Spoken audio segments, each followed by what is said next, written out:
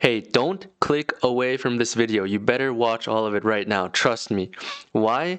Because I'm the fucking smartest guy ever. Alright, anyway, so today we're going to talk about Jujutsu Kaisen Season 2, Episode 19.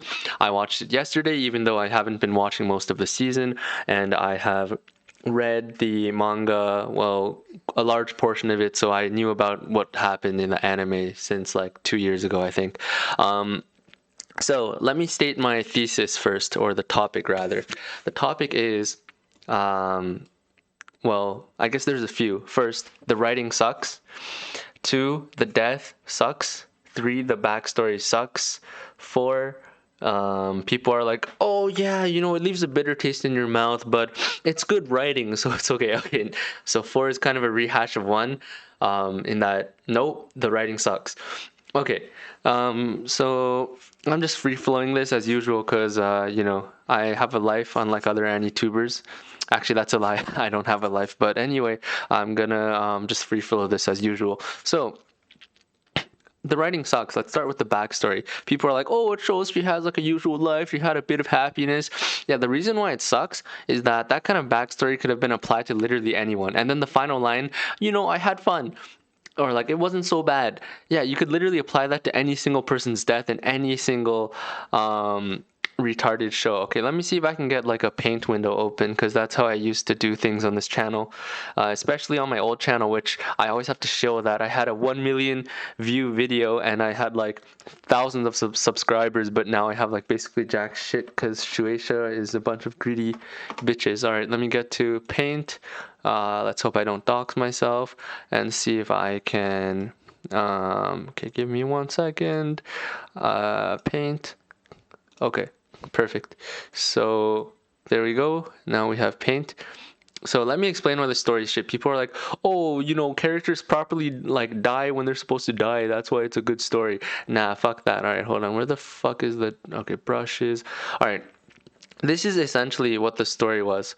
Yeah, so people are like, oh, Jujutsu Kaisen has such good characters, bro. They're so unique. This is what Gege does. He introduces a character, and then he basically just gives them like an okay introduction. So like Nanami, that's like, oh, this lady who sells bread is like, Lasad. Okay, let me go, beat the bad guy on her shoulder, and then be like, okay, I'm gonna go back into this like risky job. Okay, that's literally his entire character. Next, Nobara, oh, I'm so sassy and cool, I'm the boss girl.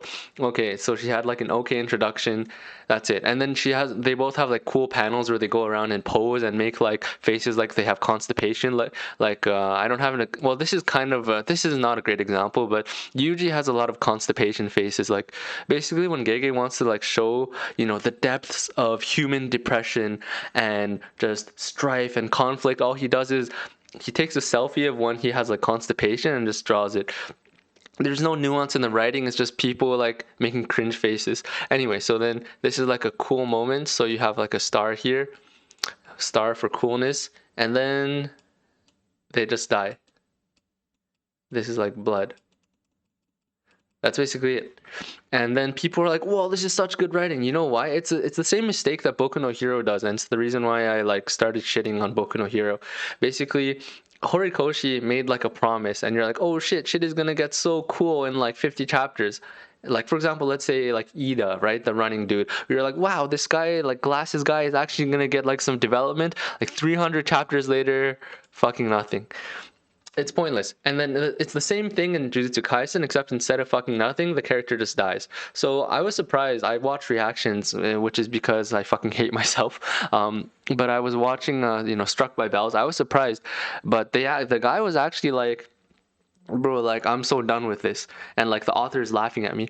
I don't think it's really like the author is laughing at him per se, but he is on to something, which is that any so it depends, right? Like if usually the people who write a story with a lot of like character deaths and the type that's like all grim and dark and whatever, it's usually people who are, let's just say, not very emotionally attuned, and by that I mean like also not socially attuned, and they're just not able to empathize with these characters, and that's why they don't feel any problem with killing them, because well, they're shit characters. They feel inhuman. They feel robotic. They're basically just puppets, and that's why the writers can kill them. And so whenever you see a story like this, Kubo actually said this, and I'm not saying like, oh, Bleach, it's like peak fiction, bro. I'm not saying that, but Kubo pointed out after Nanami's death in the manga, he told Gege that, oh, that's about the time when I started to realize what kind of manga JJK was.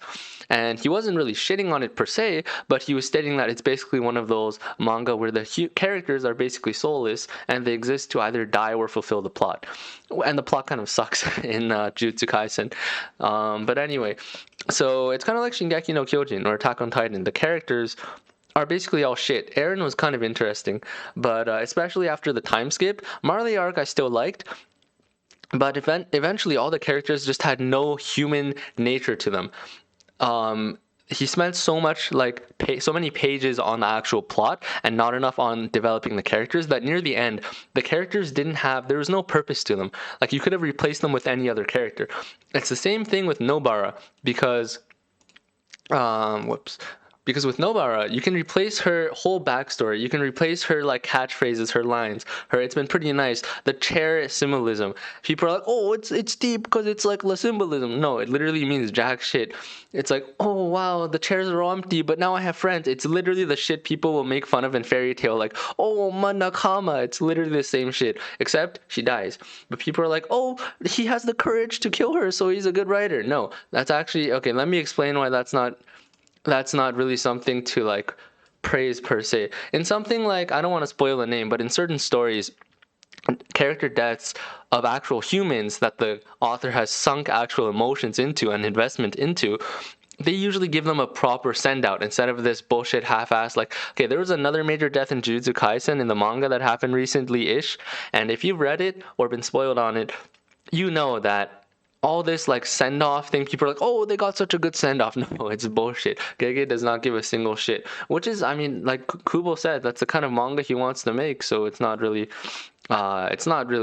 me shitting on him as a mangaka. It's just me saying he lacks human, let's say, empathy, and Jujutsu Kaisen sucks. The writing just sucks.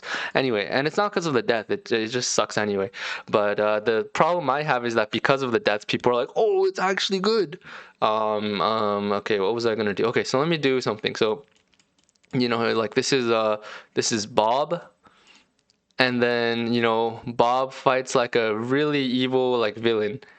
Right, and people are like, oh, Mahito, he's a good villain because he kills people, he laughs about it, and so he makes you frustrated. Okay, how about this guy? This villain guy, goes to Bob and cuts off his dick.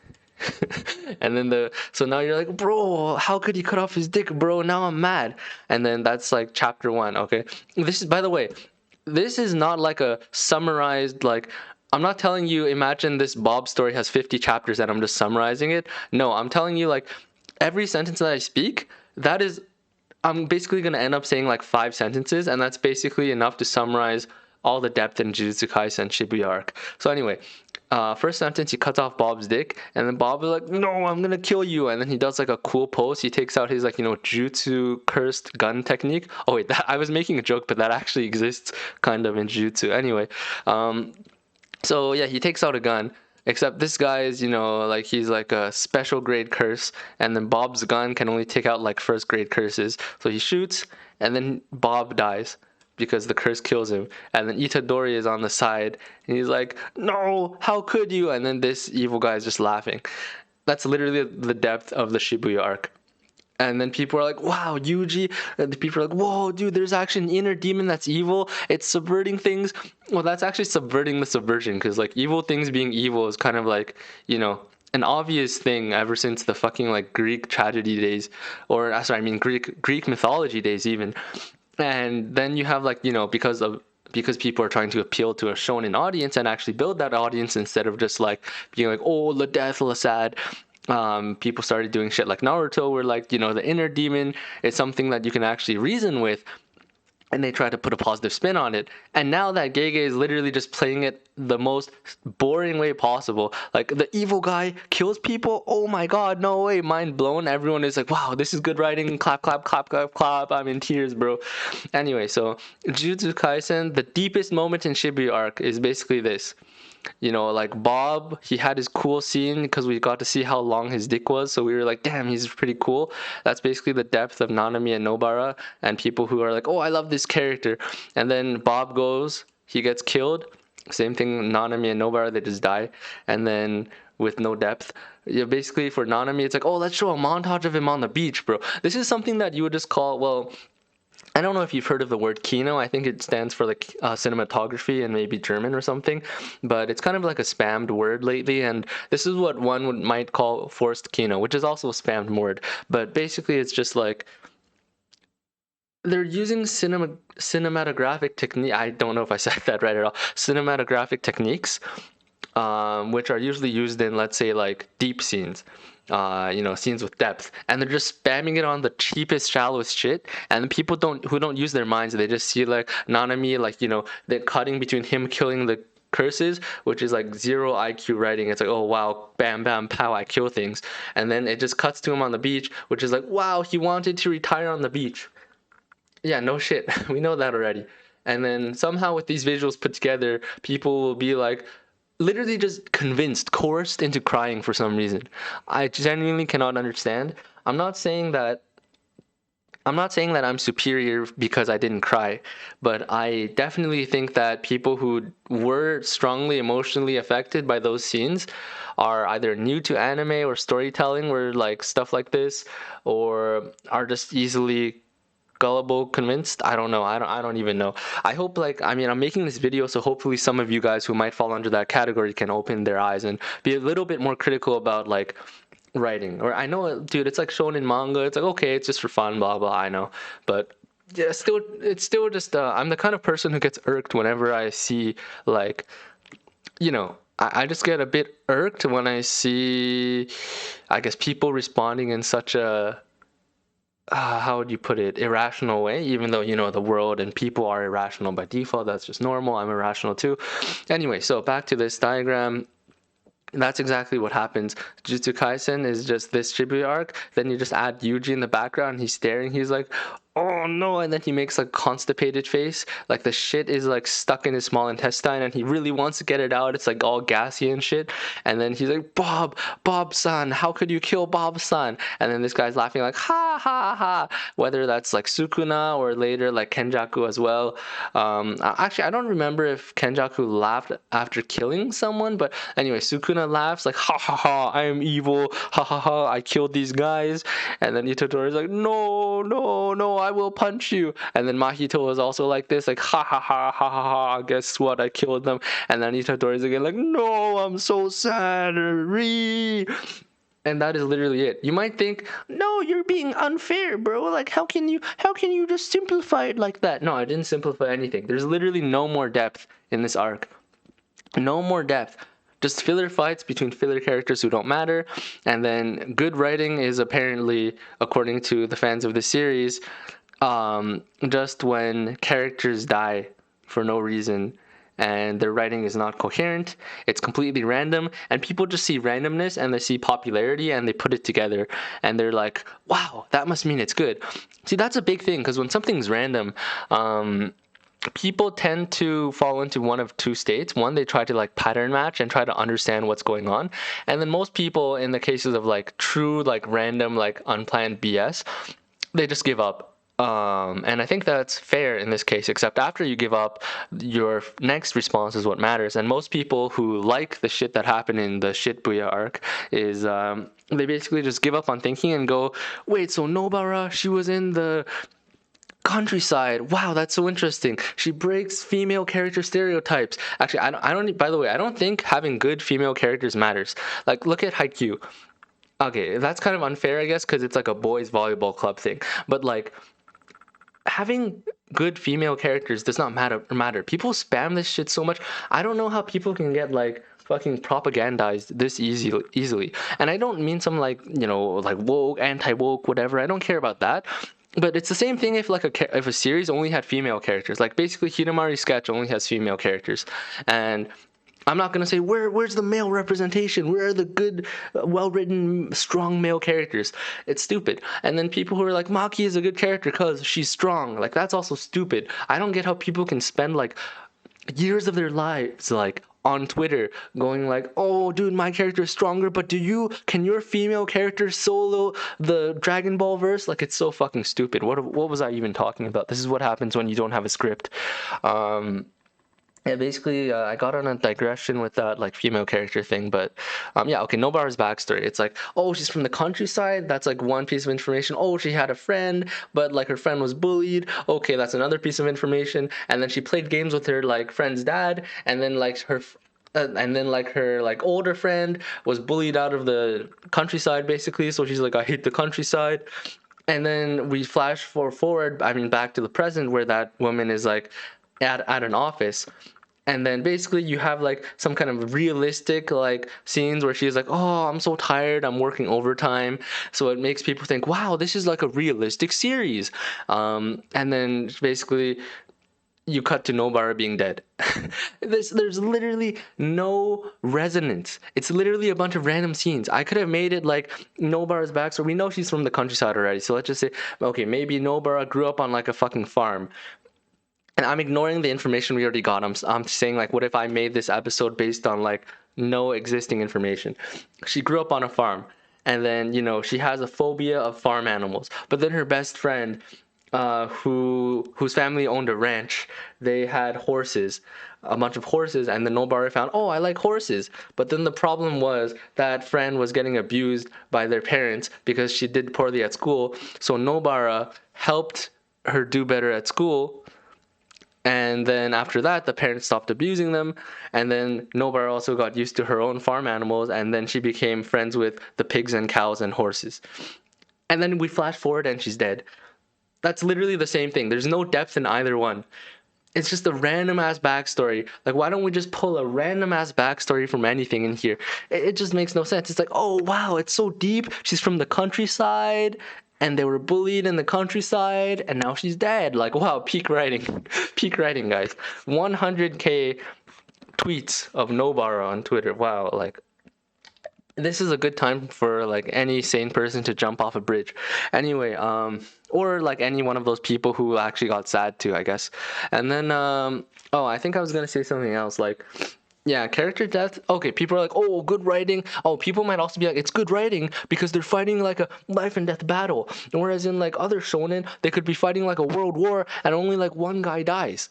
Like, okay, there's an actual classic. I don't really like to say, oh, everyone says it's good, therefore it's good. But I mean, generally people think War and Peace is decently written. I myself give it like a 9 out of 10. My friend said like the war bits were kind of boring. But anyway, well, I do agree that the guy's kind of long-winded. But I mean, a lot of classics are like that. Anyway, so War and Peace. From what I recall, now my memory is absolute shit. But in 1,200 pages of like pretty like high word count per page, I think in total 6 characters died, like main named characters.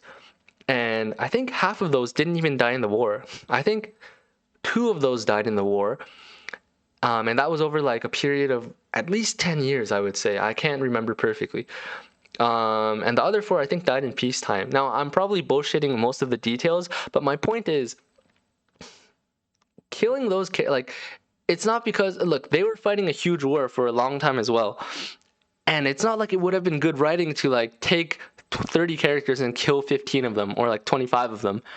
No, that just makes it like a elimination game kind of story, or maybe like a death game. Like if you want to say like, oh, consequences, character deaths, like, actual like no plot armor, like other stupid keywords and TV tropes shit, like plot armor, or like what's it called, like stakes, we need stakes. If you're gonna say that, then every single like trashy death game manga, there's like a bunch of them out there. I don't know if you've read them, like I hope you've at least read some of them, because it's cool to like delve into a bunch of different like types of stories, even if like most of them are kind of trash. I mean, that's just how everything is, like most of everything is trash. But Yeah, like I've read a bunch of like trashy death game stories where like, you know, you have like a classroom and like 29 people end up dying. Is that like deep now? Because like 29 people died and it's realistic because it's like a death game, so they're supposed to die. Like no, it's still fucking trash. It's a shit story. And even then the characters are probably better than Jujutsu Kaisen's, who the only thing they're good for is like standing in cool poses, which I'll give Gege that. He uses like contrast and like rough lines pretty well and has really cool poses for the characters. So but then people see the cool poses and their brain is like the dopamine strikes, and then they mistake that for it being good writing. They see the good poses, they feel high, and then they see like the characters being like, haha, I'm so cool. And then in retrospect they'll say like, oh, you know, this arc had deep writing, it was a deep plot, thematically so deep, you know, like 20 tweet analysis of Nobara's chair symbolism. Like, fucking hell, bro. Anyway, that's about it. This ended up being much longer than I expected. I have not made a video for a long time because I've been like busy with stuff and like just personal life and whatever. But occasionally I do make videos because just to rant, sometimes like the inner vitriol just builds up. So you know, and also I'm like a fucking like self-loving narcissist, so I'm gonna probably watch this video one or two times, not probably just one time, at like 2 times speed when I'm done with this. But anyway, my point is I am gonna keep making videos now and then. If I ever become famous, I'll just like stop making videos and just like start sharing shit publicly. That way I can like even better be a narcissist and spread my mental germs. But anyway, I hope you enjoyed this video.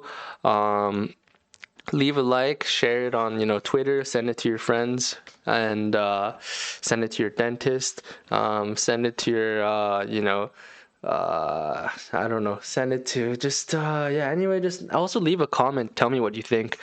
I'm open to debate. Sometimes I mean, talk about topics that I'm not fully sure about, and sometimes I'm just asking questions, I believe. But this time I'm pretty certain that like what happened in these episodes was just shit. The Sakuga was good, so I don't regret watching this episode. I mean, the character animation was pretty good. But it's basically just taking a piece of shit and then putting a bow tie on it. So anyway, that's about it. Thank you for watching. Have a good weekend or a good day whenever you're watching this. And look out for new videos in the future.